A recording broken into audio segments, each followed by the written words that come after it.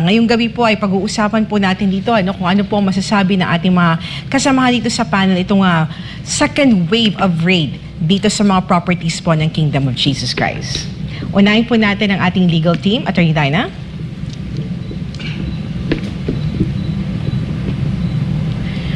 Good evening, everyone.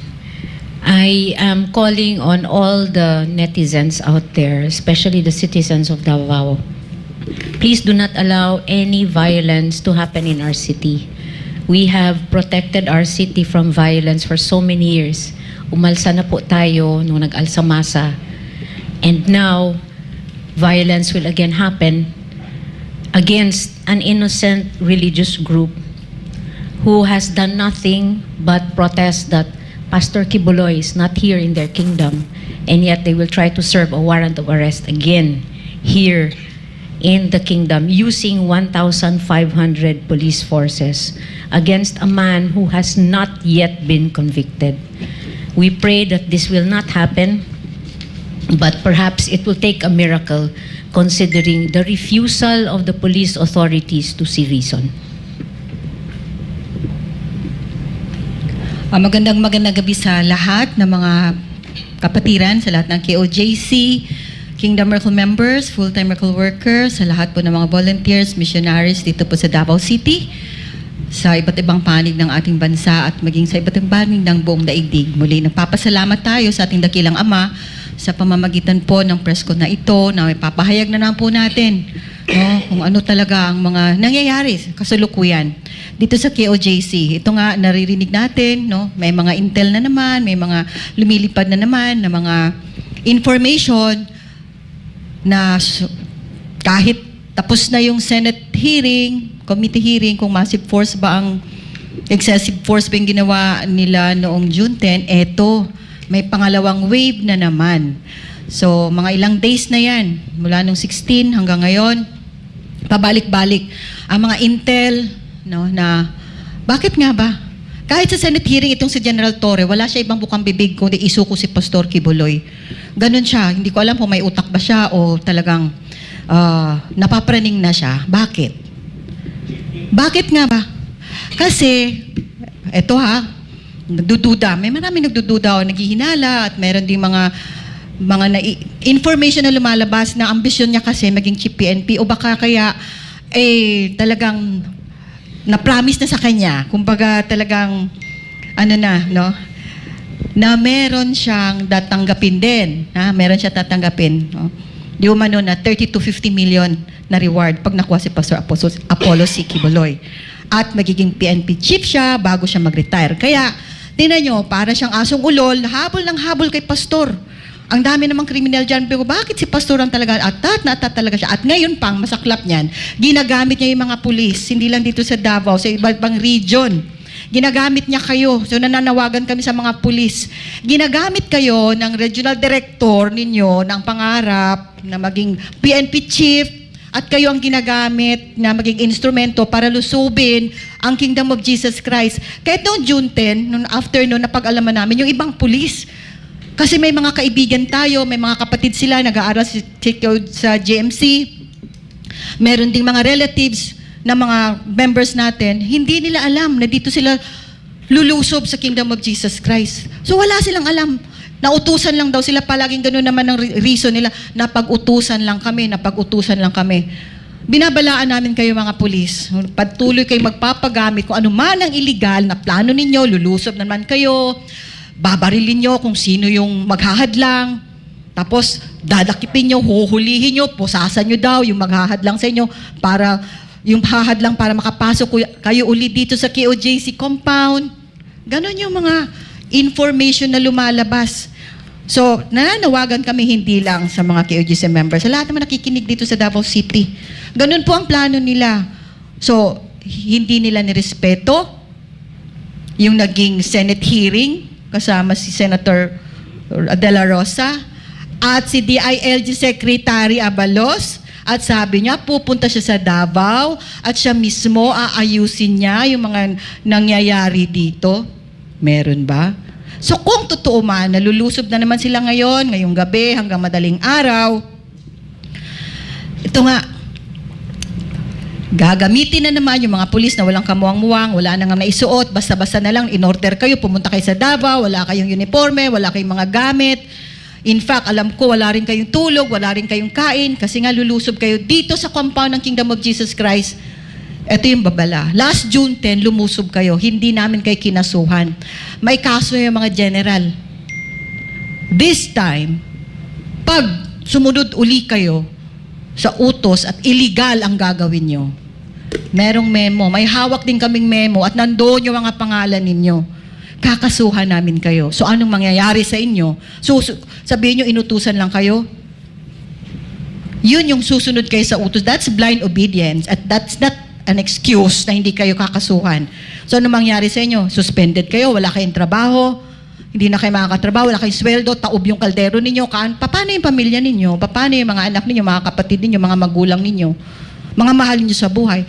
Eh yung mga general ninyo, o kung sakali man, si General Torre, magre-retire siya, o di ba may pera siya. Eh kayo, ano mangyayari sa inyo? So, kayo mga pulis, kung nakikinig kayo ngayon, di naman siguro lahat, may mga general pa naman na mabuti pa yung mga puso, may mga pulis din na totoo sa inyong paglilingkod, magsiservisyo kayo para proteksyonan ang mga mamamayan.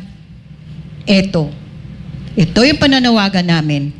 Ito yung panawag kayong magpagamit sa mga ambisyosong general na gusto lang magiging PNP chief at magkakaroon ng sariling pera. At the expense na kayo yung gagamitin. Pero nasa inyo pa rin yun. Pero nananawagan kami.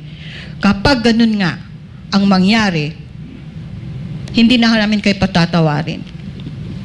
We will file cases against you. So lahat talaga ng mga pulis na involved. So para doon sa naniniwala tayo no, sa nasabi nga na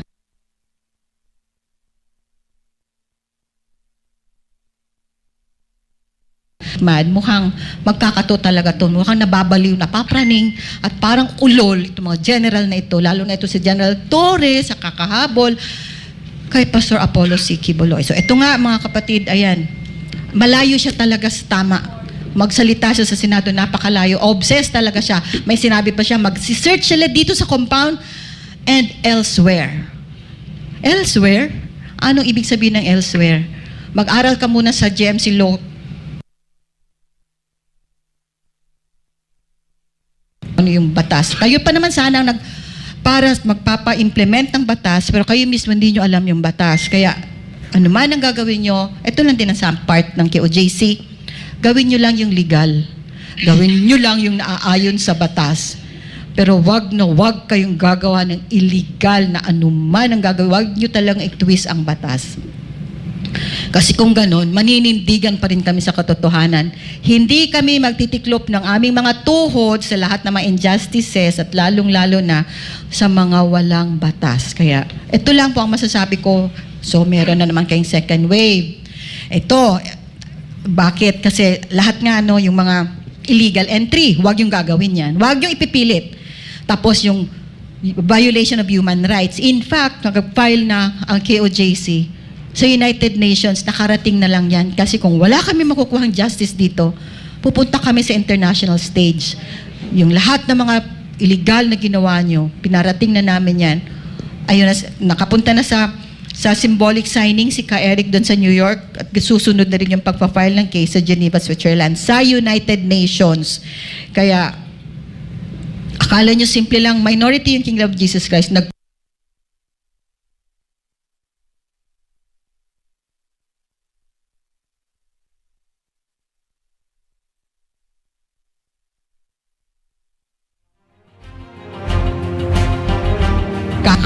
yun ang binangga. Kaya ngayon pa, maghunos dili kayo, mag-isip-isip muna kayo. Mag-isip-isip kayo. Kung ano man yung mga binabalak nyo, you think twice. As I've said in the previous press con, you are fighting a losing battle. You will lose. Because evil will never triumph over the good. So magandang gabi sa inyo lahat. Thank you, Sister Nori. At, yes. Sir Jay? Magandang gabi po sa lahat ng ating mga kababayan na nanonood sa mga indako ng mundo naroon. Kaninang madaling araw, habang nagkakaroon ng mga pagkabagabag, pananakot, agam-agam. Ang inyong lingkod po ay nag-ikot din, ano, para alamin naman ang saloobin ng mga pulis, no? At ako'y nalungkot dahil kako, bakit hindi natuloy? Samantalang, umiikot na yung mga nasa Salimpapao, no? Mga drone. Ang isa pong sinasabi ng mga pulis sa akin ay patampata na ang kanilang katawan, pagal na ang kanilang kalooban, sapagkat unang-una sila ay pinadala rito ng ganun-ganun na lang by order of their commanders. Walang provisions ng pagkain, walang provisions ng tubig, walang provision ng tieras kung saan sila pwedeng mahiga o kahit manig man lang. So nangyayari po over the last several days, yung mga pulis natin na nag-aral pa ng college para makapasok sa PNP ay ginagawang busabos, no? Isipin mo, padadala ka sa isang overnight, non-stop ang iyong pagbabantay, rain or shine, hindi ka man lang inahatdan ng pagkain, hindi ka man lang pinababaunan ng tubig na maiinom, rain or shine. Kaya sila po ay nagkakasakit at bukod doon, simula noong June 10, hindi na nila nakikita yung pamilya nila. Alright, so yan na nga mga kababayan, magandang gabi po muli sa inyong lahat. Tayo po ay magsama-sama muli sa panibagong presscon. Dito lang yan sa Kingdom of Jesus Christ, dito sa Davao City. So ngayon po, nandito pa rin tayo at isang linggo na po ang Banateros dito at nagbabantay para maipakita po sa inyo yung mga kaganapan, kung ano man mangyayari. At base sa mga nakukuha po nating mga impormasyon ay kagabi, mayroon po na informasyon na lulusob sila at nag-reason out sila kung bakit hindi sila nakapunta dahil may mga bata daw di umano.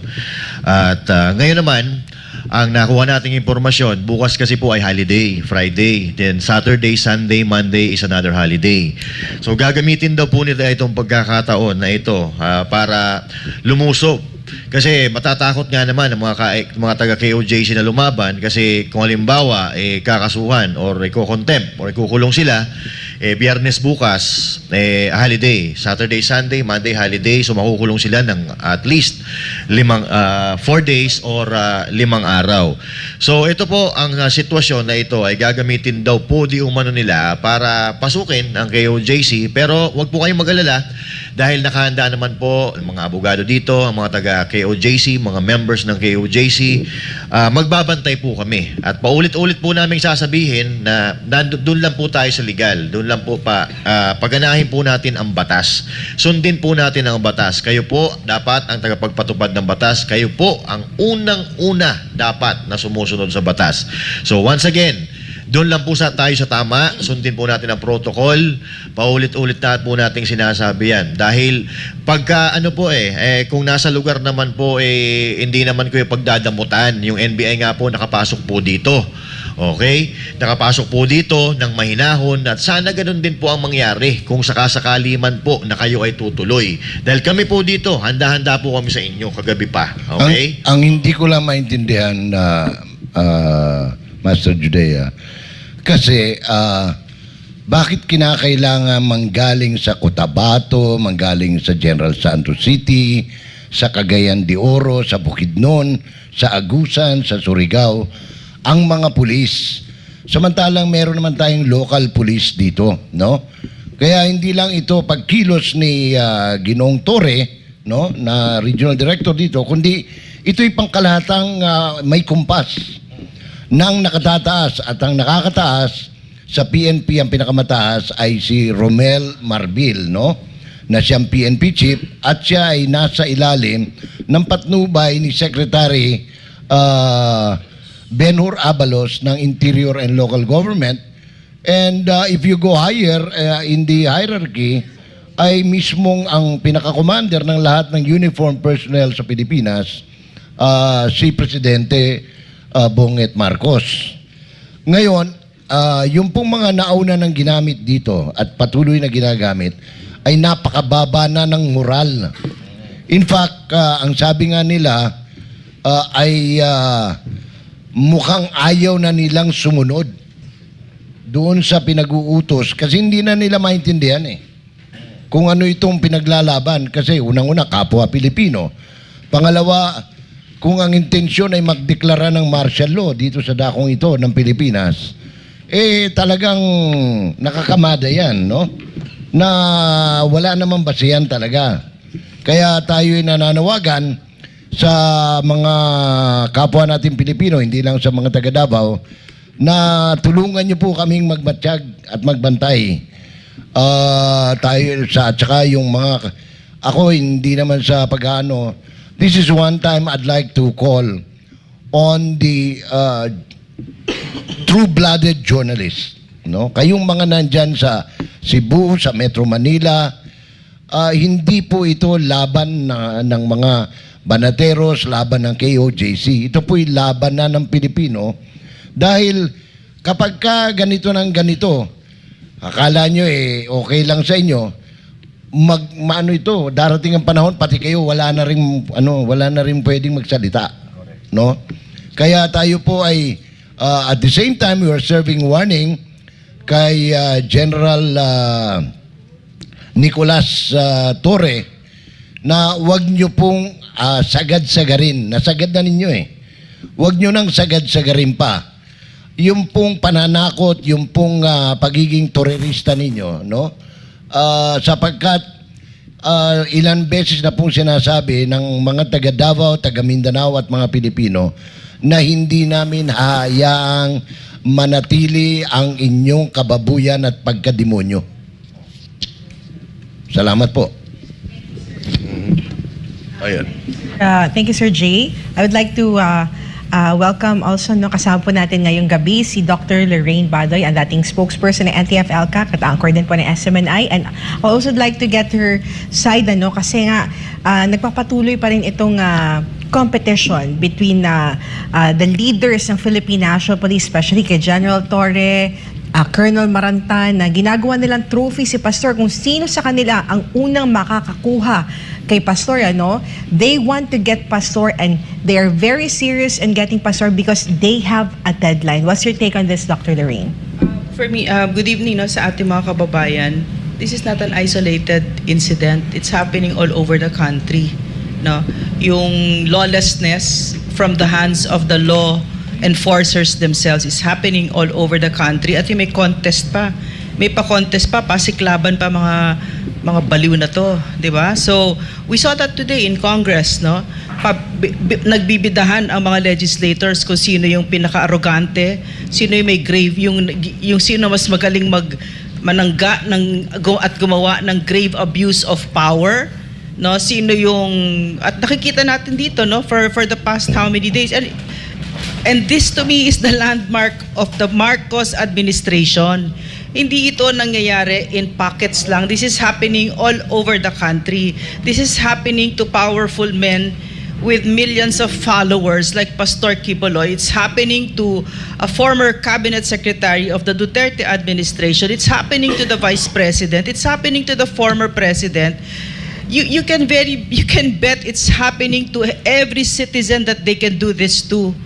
So kanina nakita natin sa Kongreso yung sinabi ni Ron Salo, dati alam ko may prinsipyo yan. Wala pala, talagang wala na talaga natira dyan sa Kongreso na yan. So ang sinabi niya kay Spokes kung bakit niya isa-cite for contempt. At ano pa ginandahan pa niya, sinabi niya dahil ninong kita, dahil loprang, 'di ba? Because he was exercising his right to free expression. Paano yung ilang milyon, 119 million and 999 something Filipinos na hindi mo ninong at hindi mo law professor, Salo? Paano yon? Mabubulok na lang sila sa detention center. Ibig sabihin, kailangan magpasalamat pa si Spokes Roque sa'yo. 'Di ba? Dahil 24 hours lang. Ganyan nakawalang North Compass itong mga ito. Wala nang moralidad itong mga nandito nakaupo sa gobyerno. Katulad ditong sila Marbil, sila Torres, sila Abalos. Mukha na sila na mismo ang bibigat na ng mga kamay at wala nang North Compass. Kung ano na sinasabi sa Kongreso, mali-mali na, hindi pa nahihiya. Andyan na meron ng video na evidence and it cannot lie. And yet hayagan sasabihin nila that who's that Police Colonel Santiago? He was saying something like, no, nag-ask kami ng permission ng maayos, di ba? But we had video proof, we had visual proof. No, and we had the testimonies of the IPs, yung marahas na ginawa ng PNP under Torre, under Marbil, under Abalos, under Bongbong Marcos. And again, but I see past all of them and I see Bongbong Marcos. Napakalagim ng Marcos presidency. And once again, no, this is the worst president that this country has ever had. And you know what I think? Why? Because he is, and if I think it is true because he has not said otherwise, that he is under the grip of a very powerful illegal substance, cocaine. Ito na yung nangyari sa ating bansa. And sinabi din ni Cathy Binag na ang ating mga leaders na sa cabinet, 10 daw dyan, kajaming ni Bongbong Marcos. At meron pa dyan siya pinagsasabi, sinabi niya sa amin off-cam, mga pangalan ng mga kongresista, na meron doon nakapila doon sa mga nang-aabuso sa atin sa SMNI at sa KOJC. Mga cocaine addicts. Yan ang nangyayari sa Pilipinas ngayon. Thank you, Dr. Lorraine. Would you like to add, mga banateros? Gusto lang natin sabihin sa PNP na kaming banateros ay handang-handa na kagabi pa actually. Inaantay namin yung inyong pagdating para masaksihan ng buong mundo, lahat ng banateros worldwide, kung papaano niyo isisilbi itong warrant of arrest na ito. Oo, kasi sa totoo lang, 1 linggo na tayo nandito at 1 linggo na rin tayo naghihintay. Yung mga tao rito, hindi naman sila pipigil sa inyo basta kayo ay magko-comply lamang din sa mga karapatang pantao nila. Nangako si Secretary Abalos sa Senado na siya'y pupunta rito para ayusin. Pero napakarami nating mga nare-receive na mga information na kapag pumunta po sila rito, pati abogado, arestuin nila. Mamomosa sila. At syempre, katulad nga sinasabi ni Master Judea, holiday bukas, kung makakapanghuli sila, kahit daw sino nahaharang sa kanila at mag-o-obstruct sa kanilang dadaanan, poposasan nila ito at ikukulong. So dahil holiday at weekend, hindi po pwede mag-post ng bail ang mga yan. So talagang gagamitin nila pati itong holiday at weekend para lang makapang-oppress. Kaya nananawagan tayo dahil mababa na daw ang moral ng mga pulis. Karamihan daw sa mga pulis na pinadala nila from iba-ibang lugar dito sa Mindanao ay hindi nila alam kung ano yung operations na napupuntahan nila. At talaga namang wala na silang tulog, walang kain, hindi daw sila ma-accommodate, hindi na rin daw sila nakakauwi sa mga pamilya nila. Kaya para sa akin, ito palang paglabag na sa inyong karapatan eh. Kaya sana wag po kayong magpagamit sa mga pansariling pagnanais lamang ng inyong mga general at ng inyong mga pinuno. Gagawa kayo ng mga bagay na pwedeng maging rason na magkaroon kayo ng kaso, samantalang sila magre-retire sila ng maayos. Oo, pakuya-kuya-kuy lang sila. Ang dapat na pinoprotektahan po ninyo ay ang sambayan ng Pilipino. Kayo po ay alagad ng batas. Ito pong ginagawa ninyo ay dapat laging nasa batas. Kung wala sa batas, wag po kayong susunod. Parangawan nyo na. Thank you, Boss Dada. And to our legal team, kasi may nag-raise po dito sa mga nanonood sa atin, kung ito bang ginagawa sa atin ng Estado ay pagpigil, pagsikil sa karapatan natin dun sa ating freedom of religion. May we get the side of Attorney Jambangan and Attorney Dina on this? With respect to the implementation of the warrant, it's a valid sanction naman na dapat nilang gawin kung merong order. But because this has an involvement with a religious entity, yes, we can say that isa ito sa pamamaraan ng pagsupil ng malayang pag-practice ng religious worship ng mga tao, especially when you are interrupting the freedom in the guise of the implementation. So, yes, we could say that there is a violation there, aspect or a dimension of violation that we can argue. But we are also reminding the implementers, itong mga kapulisan natin, tama yung sinabi ng mga kasamahan ko dito na we welcome you here in the compound as long as reasonable and legal yung ating gagawin. So you know for the fact that we know for the fact that you are equipped with the training, the theories, the legal education on how to handle this matter, how to implement properly the warrant of arrest without violating the Constitution, without violating the rules. And we have several cases that we learned that lawful orders are generally required to be followed. Now, conversely speaking, if the order is no longer legal, you are not bound to observe that. Okay? The law only says that police officers are generally required to follow lawful orders from their superiors. So, if that order is no longer legal, if that order is contrary to what you have learned in criminal procedure, in the Constitution, then you are not bound to follow that. And in fact, let me remind you of the latest ruling which I already cited last press con. Itong NPC versus Napolcom, GR number 260148, last April 3, 2024 lang na ruling ng Supreme Court where Police Besmonte was found guilty of simple misconduct and was suspended because of the wrongful implementation of the warrant. The Supreme Court warned the police officers that the court does not condone the indiscriminate use of force by police officers against persons under arrest. Because we no longer live in a society where might is right and the lives of the people are at the mercy of the whims of those in positions of power. So I hope you will be reminded of that. That is the very latest decision of the Supreme Court with respect to the wrongful implementation of the warrant. Attorney, pwede magtanong? Kasi Yes, sir. yun nga, kanina kausap ko yung mga pulis, ano, at grabe na baba na ng moral nila eh. Meron ba silang pananagutan, halimbawa, merong unlawful order, tapos sa buwisit ng pulis, barilin niya yung opisyal? Ba, si Torre, nagdutos ngayon, lusubin niyo yung KOJC. Tingin nila wala na sa hulog yung order. Tapos sa inis, walang tulog, walang kain, walang tubig, hindi pa niya makasiping yung kanyang misis. Nagdilim ang paningin niya, nabaril niya si General Torre. May pananagutan ba siya? Meron ba siyang violation sa batas? Yes, basic.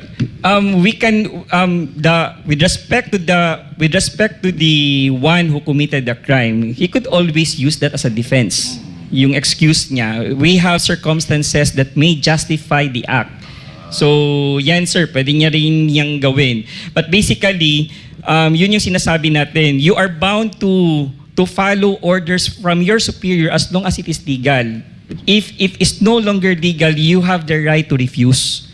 You really have the right to refuse. In addition to that, I just want to add that if you refuse, as long as you can cite bakit kayo nagre-refuse. Like for instance, if General Torre will say, lulusob tayo dyan. And if anybody tries to oppose us entering, babarilin natin, poposasan natin sila, mababae, malalaki. And he will use force even if the citizens of the kingdom will not offer any force. Bawal na bawal ho yan. That is violative of the law as well as your operational procedures. So I really hope that matauhan ho kayo, yung mga pulis ho, and you will refuse to follow unlawful orders. pabayaan nyo na po si General Torre if ever he will give you unlawful orders. So please make sure that when you follow orders, that these are lawful orders of your superior before you do anything. Kasi ho, baka mamaya kayo po ang kakasuhan. And kung magre-retire na po, as sinabi kanina, kung magre-retire na po si General Torre, and kayo po, may kaso pa rin ho kayo, kawawa naman ho kayo. Yun nga po ang paalala natin, warning sa mga kapulisan. Kayo, may kaso. Tapos si Torre, magre-retiro ng mayaman. Tandaan po natin, ang tagal po inayos ng Duterte ang Davao. Tapos kayo, papasok kayo dito, bababuyin nyo lang. Pwede naman kayo humindi kung sa tingin ninyo illegal. Kasi po, naghahanda na po ang ating mga abogado sa mga ikakaso sa inyo. And this time, kasama na po kahit hindi lang po yung mga general, hindi lang po yung mga leaders, kahit patrolman. Ayan, sabi ni Sir Jay, lahat na po kakasuhan kasi kayo po ay nangako sa taong bayan na poprotektahan sila at hindi lang ang mga iilang general o mga leaders. While we understand no na itong mga subordinates or yung mga police, they follow the orders of their superiors because number one, it's their protocol, and number two, sila yung naiipit. They have this fear na kapag hindi kami mag-follow, baka matatanggal kami or there will be sanctions. But remember that as long as it is illegal, okay, you know for the fact that it's no longer lawful order, you can really refuse. It's justifiable for you to refuse an order. Especially this time na you are equipped with the training, you are equipped with the legalities in your profession. So alam niyo yan. The first wave, we somehow tolerated the situation of these police officers because yun nga naging dilemma yung we just followed our boss or our superiors. But this time, knowing that we have fairly warned you and knowing that you cannot just excuse yourself by blindly following your boss, you cannot just excuse that. You cannot just make a defense na naipit lang kami because for the fact na you are equipped, you are not innocent on this. Alam nyo kung ano yung tama, alam nyo kung ano yung mali. So, despite the fact na alam nyo yan and you still follow an unlawful order, then you will still be liable this time. Ito bang something? Okay. Sige, yung maiksi lang, matanong ko lang, ano ba reliyon nito si Torre? Kasi dapat nire-respeto natin ang mga reliyon. Di ba? Pero parang Separation of church and state. oo, dapat yan. Pero alam ko hindi naman po ganito ang gawain ng mga taga-iglesia ni Cristo. Sa aking pagkakaalam, they are fair and just. No, mababait po yan. Pero medyo kakaiba ata ang galawan ito Hindi nga ako makapaniwala na sinasabi iglesia si General Torre. Kasi alam mo ako, 18 taon ako sa pagiging supervising producer sa telebisyon. Kalahati ng empleyado ko, mga iglesia. Kaya naman pumapasa sila kaagad sa akin noon. Hindi naninigarilyo, hindi umiinom, hindi nangangalunya. Lahat ng kabutihan ng pagiging Kristiyano nasa kanila. Kaya hindi ko maintindihan kung totoong iglesia ito si Mr. Torre. Dahil alam ko hindi pinapayagan niya ng simbahan, lalo na ni Ka Eduardo, no? Mataas ang respeto ko rin sa mga yan eh. Ngayon, ewan ko lang baka nagkakamali ako, pero alam ko... siya tiwalag? Kasi sabi mo, iba yung mababait, yung mga taga-iglesia ni Cristo. Parang medyo naiiba yung kanyang personalidad. Pag pumunta ka sa may kwento ko lang. Pag pumunta ka sa Dubai, mas marami pang Pilipino kaysa sa Emirati. Yung mga nakatira.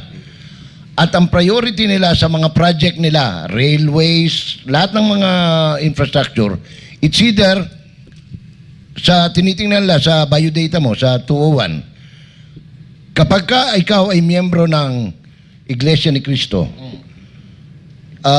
MCGI, at saka KOJC, Malaki yung chance mo matatanggap ka kagad sa trabaho. Kasi bakit? Kasi alam nila, disiplinado masunurin sa mga lituntunin. Bagamat mga Muslim sila, yung mga Emirati. So, parang nakakapagtaka, Sir Jay at mga kasama, no? Kasi, pero ang tanong dito, no? Tanongin natin yung mga taga-INC.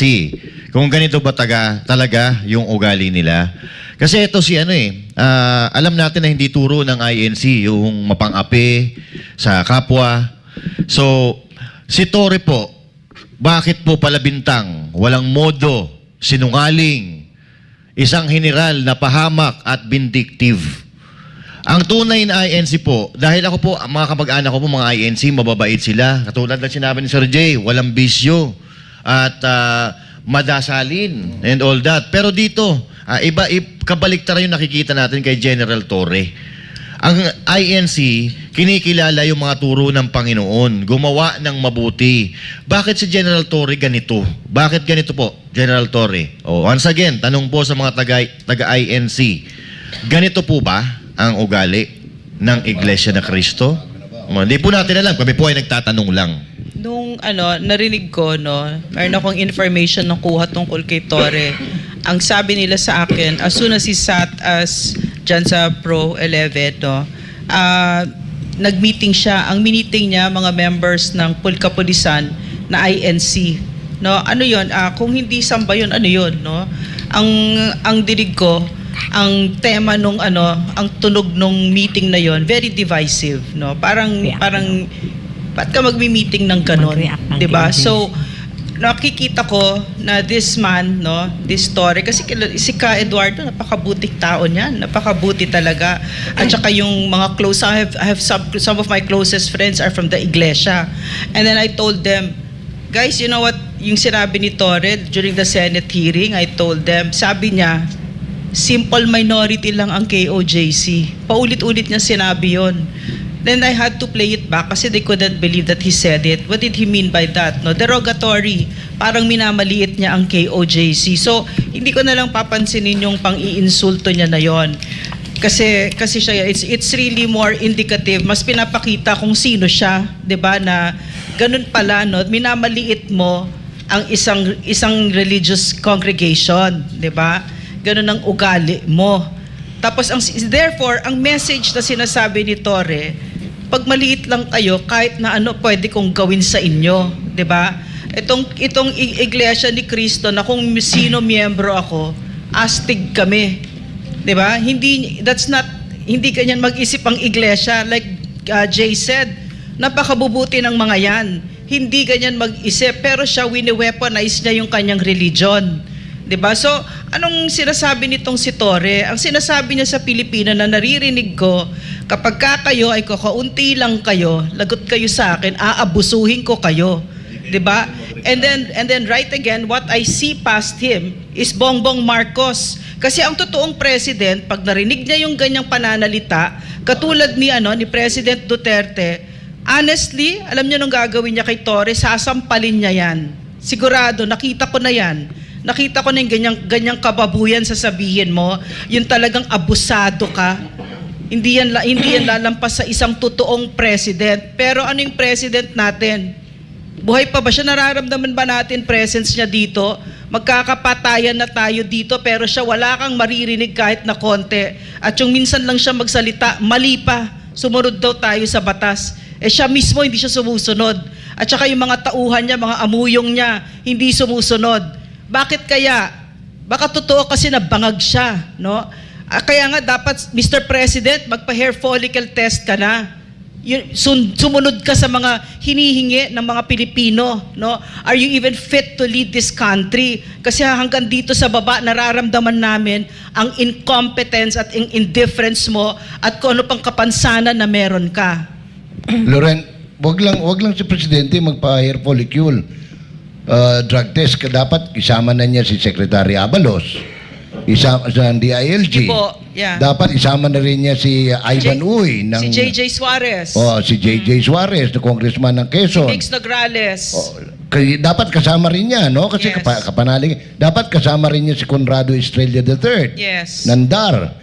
Dapat kasama rin si Anton Lagdameo ng Special Assistant to the President. Si Herman Chu, si Laurel. Oo. Dapat din. Pagkatapos, dapat Lahat sila. lahat sila para at least... Ang Vice President dapat, no? Oy, nangako na yung Vice President Sabi na... niya, hindi pa nangyayari. Tsaka gusto niya Hindi ko public. alam, no? Oo. Tingnan natin. Ako talagang nalulungkot ako kasi alam mo, pamilya kami ng pulis eh. Ang dami, mga kapatid ko nag-retire ng marangal sa pulis. Oo. Kaya pag ganito nakakabalita ako ng ganyang pangyayari, parang hindi naman ganito yung pulis na nakagisnan ko. Alam mo Jay, buti na lang, no? Sa tagal ko yung nagtrabaho ako kay PRRD noon, yung closest na mga katrabaho ko, kasundaluhan tsaka kapulisan. So hanggang ngayon mga kaibigan ko sila. So hanggang ngayon sila talaga yung hiyang-hiya sa ginagawa nitong si Torre. Hiyang-hiya kay Marbil, kay Marantan, hiyang-hiya talaga sila. So ako yung kinakausap nila dyan. And they guide me through this, no? Sinasabi nila hindi lahat ganyan, no? Manalig kayo. Pero sabi ko, hanggang kailan ito? Inaabuso na kami dito, binababoy na kami dito. Hanggang kailan ito, 'di ba?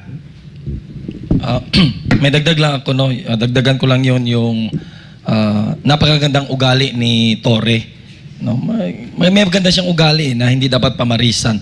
Aside sa nuknukan ng sinungaling ito na nunot talaga sa laman hanggang sa buto niya, insultador pa ito, palabintang at mapang-api. Biruin mo doon sa Senate hearing, sinabi niya itong sa simple minority daw ang Kingdom of Jesus Christ. Ayon sa kanya, kay Torre, ang nagreklamo lang daw umano sa mga checkpoints ay mula lang sa simple minority referring to the Kingdom of Jesus Christ, KOJC, which do not represent the whole of Davao City daw. So, kung titinan mo, kung simple minority kami, maaari na ba kaming iharas, intimidate, abusuhin? Kasi simple minority, sabi niya. At kung simple minority kami, saan mo kami kinukumpara? Ano yung comparison? Anong simbahan? Sa iglesia ba? Kasi taga-iglesia ito siya eh. So kung simple minority kami, ito, dayo lang ito sa Davao eh. Hindi niya alam ang Davao City. Wala. O, kung sa prutas pa ito, bulok at reject ito eh, tinapo lang dito sa Davao City. Correct. Okay, ito, kung simple minority kami, anong simbahan o religious group sa Davao City ang mayroong malaking compound, 31 hectare sa city mismo? Ako, taga Davao ako. Pwede Yes. ko sagutin yun, wala. Wala.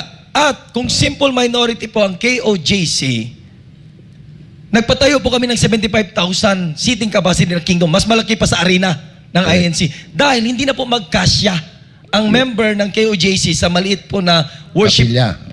worship place po namin. Kasi po, aabot na po tayo sa 150,000 Kingdom members, Davao City alone po. Kung simple minority po ang tawag dyan, iba yung, hindi niya alam ang sinasabi niya. Actually, kung simple minority ang KOJC, paano po kami umabot sa buong mundo sa pamamagitan, pangunguna po ng aming mahal na pastor po, in 40 years, compared po, hindi po kami nagkukumpara, sasagutin ko lang, compared po sa iglesia, taga-iglesia siya eh, 100 plus years na po ang iglesia.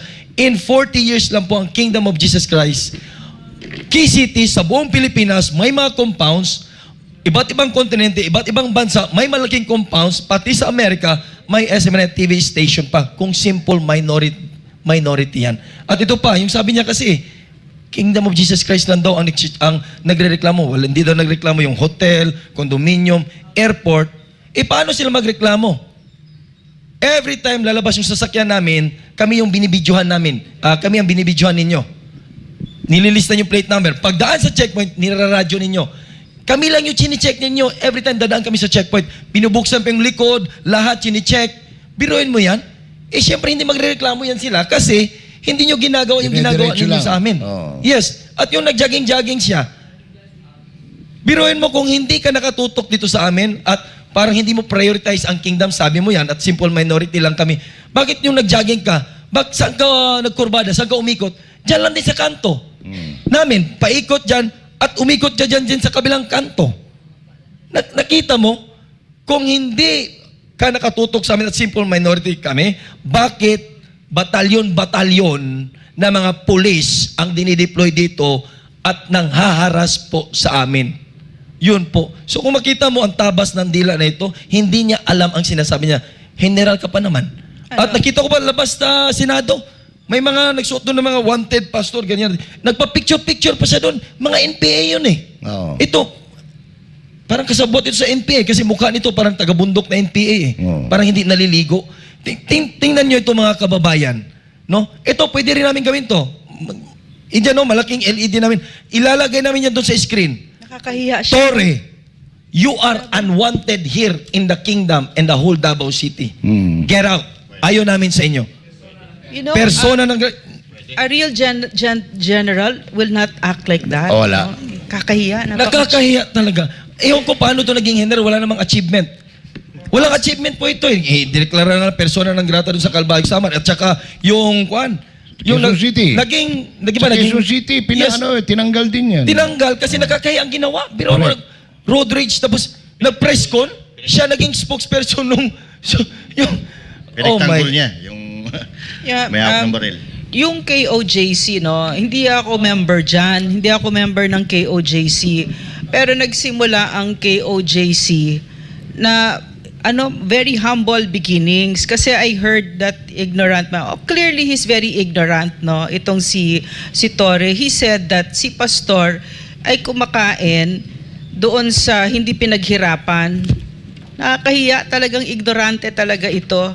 Na hindi niya alam na si Pastor built this church from the ground up, no, to be what it is now in every continent in the country. Have you done anything remotely close to what this pastor has done? And so it's very clear, no, that yung pagmamaliit niya sa KOJC ay paggadala ng pagka-ignorante niya. Pero paano yon kung merong isang simbahan at this stage, no, na minority na talagang maliit? Ano ibig sabihin nun? Aabusuhin kayo talaga nitong general na ito.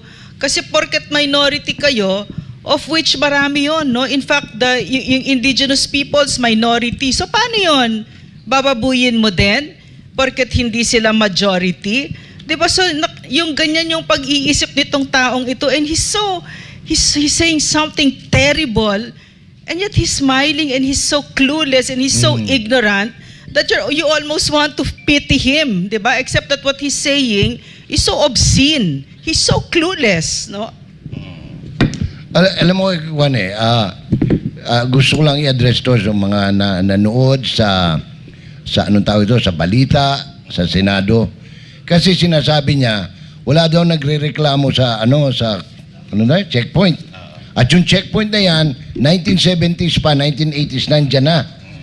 Alam mo, hindi ka lang sinungaling at kalahati. Talagang sinungaling kang hayop ka eh. Oh, di ba? Hindi, pasensya na kayo, ganyan ako magsalita. Kasi, tingnan mo ha, yung airport nung 70s, 80s, nandun pa sa kabila, ang daan sa Maharlika Highway. Wala pa ho yung Philippine-Japan na Friendship Highway noon. Kwan ito, city road lang ito, barangay road, no? Maputik pa ito, kugunal pa itong lugar na ito. Kaya, wag kang ganyan, no? Parang ginagago mo yung taga Maynila, pinabibili mo yung buong bansa na alam mo Davao City, wala kang alam dito. Kami dito kami lumaki, dito kami nag-aral, dito kami lahat ng kinalakihan namin dito. Naiinis ako ng ganun eh. Yung bang nagpapabilib na, balaan ko na, linti ka, why sa gareklamo da sa checkpoint, no? Ako, may dugo akong Ilonggo, pero hindi ako ganyan ka-irresponsable, no? Kay Torre. Sipin mo, sasabihin mo yon, wala naman talaga. Ang airport dito, bago lang nilipat. Oo. Dati-dati ho, pagka alas 5:30 na, walang bumabiyahe ritong taxi sa lugar na ito kasi tapunan ng mga patay, yung mga sinasalvage nung araw. Para malam lang ng tao. Kaya gusto ko lang ituwi dyan. Kasi mahirap eh. Baka akala ng tao, ang galing ng opisyal yan. Alam na alam yung Davao. Wala kang alam dito. Tapos sabi niya, dumadaan daw siya. Galing General Santos. Taga Iloilo ka, linti. Hindi ka taga General Santos. Nalinti, yan ah. But anyway, Sir Jay, no? Balikan po natin yung simple minority. So, siguro ibig sabihin ni General Torre, ibig sabihin niya kapag maliit ka na tao, wala kang karapatan dito sa mundo. Porket maliit ka, hindi ka napakikinggan. So, nakakahiya po yung sinasabi nyo, Mr. Torre, Dahil baka hindi nyo po nalalaman na dito sa Pilipinas po, majority po dito maliliit na tao, mga ordinaryong Pilipino. So now, kayo po na mga maliliit na tao, kayo po na mga ordinaryong Pilipino, ano po ang mararamdaman ninyo sa pamamaliit nito ni Mr. Torre? Alam nyo, sa madaling salita, mata pobre. Mata pobre ito Porque si nag-mineral Torre. siya, Oh. no? Pag minority, kailangan apihin. Oh. Ito nga, pinagbintangan pa si Pastor na ang kanyang kinakain ay galing sa pawis ng iba. Patay ka muna, nakakalimutan mo ata. Yung kinakain nyo rin ay galing sa buwis ng taong bayan. Baka nakakalimot ka dyan. Huwag masyadong mataas ang tingin sa sarili porket yumaman ka na sa pares, ay kung saan ka man yayaman at makakaretiro ka ng maluwag-luwag, magiging matapobre ka na. Huwag po ganoon, wag. Lalapag din ng iyong paa sa lupa. Tatandaan po natin. Tandaan nyo po, iikot din tong mundo na ito. Pinakamatagal na po yung 4 years, Sir Torre. Pinakamatagal na yun. Pag-ikot ng mundo, tingnan natin kung maging matapobre ka pa. Tugtungan ko, Coach Oli, sinabi mo, no? So, kasi, ang sabi ni Mr. Torre, si Pastor Apollo Kibuloy, kumakain mula sa pinagpawisan ng iba. Di ba lahat po ng lahat naman siguro ng mga religious group dito sa Pilipinas, tumatanggap po ng tithes, offering, no? So, ibig sabihin, pinariringgan mo rin, Mr. Torre, pati pare, pati Iglesia ni Cristo. Kasi alam ko, may tithes din po, yung Iglesia ni Cristo. So, Stricto sila dyan. Stricto sila dyan. Kailangan meron. 2 beses ang rin. Kaya nga halatang halata na ito si Mr. Torre, hindi talaga niya pinag-iisipan yung kanyang mga sinasabi. Hindi bawal yun. Oo. Hindi bawal. Hindi bawal yung pagbibigay ng tithes offering sa sa mga simbahan. Ano lang siya, nambabastos lang siya. No, ganin yung pagkatao niya, na nambabastos siya kay pastor.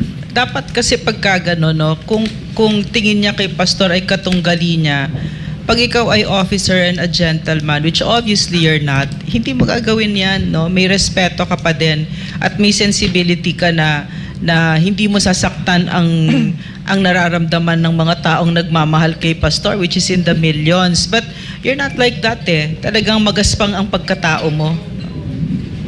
At dito sa Kingdom of Jesus Christ, tinuturo ito.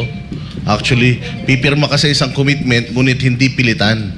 Ngunit dahil sa pag-ibig, higit pa sa tithes offerings, ang ibinibigay ng mga KOJC member, naalala ko nga sinabi sa amin ng isang taga rito na siguro akala nila ang biyaya ng Kingdom of Jesus Christ ay nanggagaling lang sa mga bank accounts namin. Hindi nila alam nanggagaling yan lahat sa taas. Hindi lang po pera ang blessings na natatanggap ng KOJC. Isa yun sa mga tumatak sa akin talaga dito. At saka Doc Lorraine Badoy, bastos ito si Torre. Katulad ni Abalos. Nakita mo ba yung opening statement ni Abalos nung hearing? Nakakadiri. Para maging senador natin yan, balang araw, nakakadiri. Hindi ko alam kung nag-audition siya Huwag niyong bobotohin yan, si Abalos. Nung nanonood ako sa Senado, dun sa hearing, akala ko nag-audition siya para sa drama talent sa DCRH. Oo, parang si Matar yung delivery niya, akala mo, ewan ko kung idol niya si Kuya Cesar. Frustrated actor tong si Abalos talaga, no? Actually, ako bilang producer sa television tsaka sa radyo, pwede na siya Papasa na siya. Pero, pin-sitter. Pag absent lahat yung drama talent, kukunin, papasok kasi walang bayad. Walang talent fee. Hindi natural umarte. Wala. Alam mo, ang ganda-ganda ng opportunity na binigay nitong si Abalos na ito, na showcase niya yung standards ng KOJC, yung legal team, no? Kasi abogado pala itong si Abalos, no? Nakita niya, yun ang gusto ko talaga honestly na showcase, kasi usually pag taga Luzon, Visayas, ignorante ka, akala mo taga Mindanao, taga Davao, pag medyo di ka nag-iisip, mga mga etc. yan, mga ignorante, probinsyano, etc. di ba? But we saw the stark difference between Abalos, who's from Manila, the lawyer, a secretary, di ba? And our legal team. Napakapulido ng mga lawyers natin, nakakahiya siya. no, and then yung ano niya, yung mga yung mga cheap na gimmickry niya na nagdeclamation, very very unjust na secretary to, at saka katulad ni Torre, bastos din, no, yung nasubjudice katuloy, 'di ba? Even that he didn't know. That's why I'm also asking, Sir Secretary, magpa-drug follicle test ka din. Marami nang humihingi dahil kasi yung bibig mo ngiwi ng ngiwi. Are you also a cocaine user?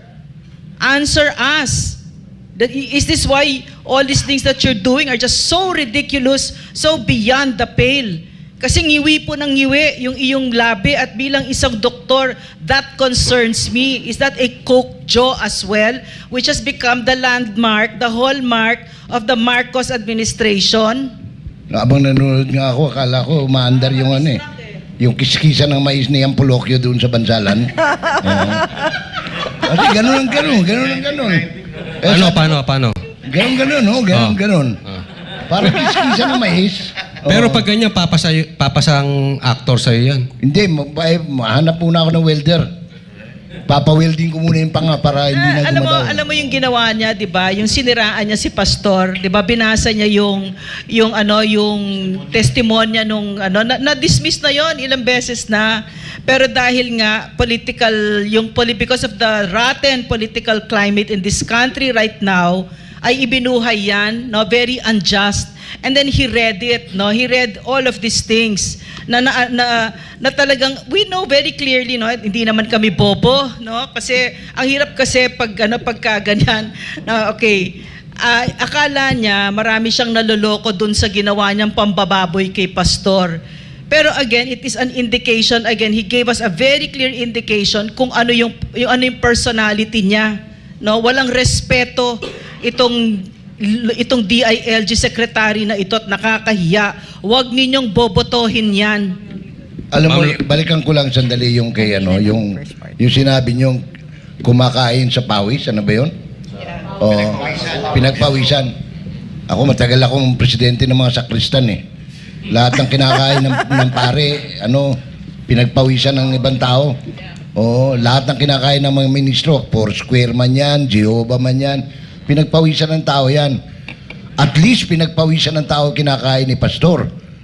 Meron akong kilalang tao, pinagpawisan ng mga operator ng wedding at saka last two dito sa Davao ang kinakain niya. Nako! Pero at ayaw nang dumaan sa mga station commander, rekta na. Yung nabanggit lang kanina ni Ma'am Lorraine, bigyan ko ng komentaryo. Kasi nasabi niya, lumabas yung pagkahina nitong abogado. At ang mga abogado natin, mga magagaling. Sa aking pagkakaalam, sabay sila nagbar ni Attorney Dayna. Pang ilang ba si Attorney Dayna at saka si Attorney Abalos? Hindi, ako yung nagtatanong lang kasi wala akong alam eh. Wala akong alam. Diba? Si Attorney Dayna, pang ilan po kayo? Para mo naman pinagkukumpir yung Ateneo de Manila graduate at Ateneo de Davao. Sabay sila nagbar eh, diba? Coach Oli, ang balita ko si Attorney Dayna ay second to the first. Ikaw na sumagot, pasagutin natin si Attorney Dayna. Umihilig si Attorney Dayna eh. Si Attorney Abalos? Second to the last. Hindi ko kaya sagutin, hindi ko alam. Ay, wala akong alam, nagtatanong lang ako. Kung si Attorney Dayna ay humble, sobrang pagkahambog na itong DILG secretary natin. Sa Siguro, totoo lang. siguro nagsimula siyang magaling. Pero kapag kasi lulong ka sa droga, hindi ka maluluto talaga ang utak mo. At saka wala kang karapatan na maging opisyal ng Pilipinas. So, Secretary Abalos, ang hinihingi ng Pilipino, maugong kasi minomonitor ko ang social media. No, ang maugong ay gumagamit ka ng cocaine din.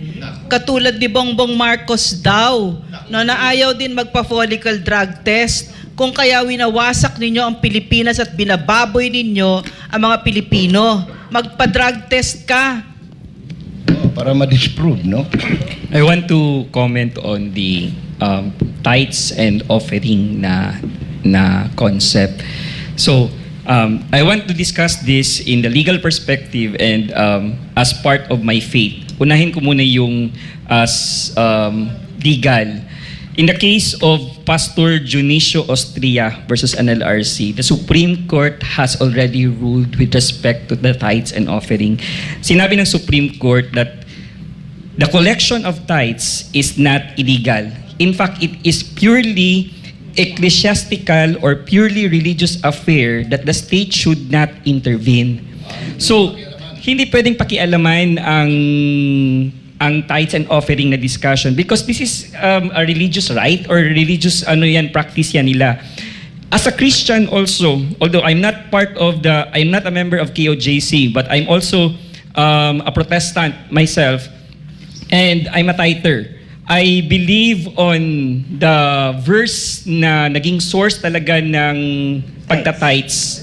Itong Malakay 3:10 na verse where it says there, "Bring the whole tithe into the storehouse that there may be food in my house."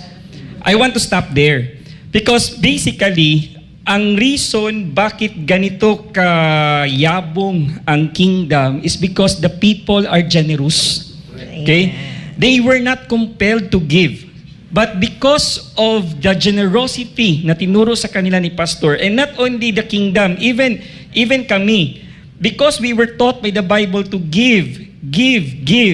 That's the reason why that the religious organizations are prospering also.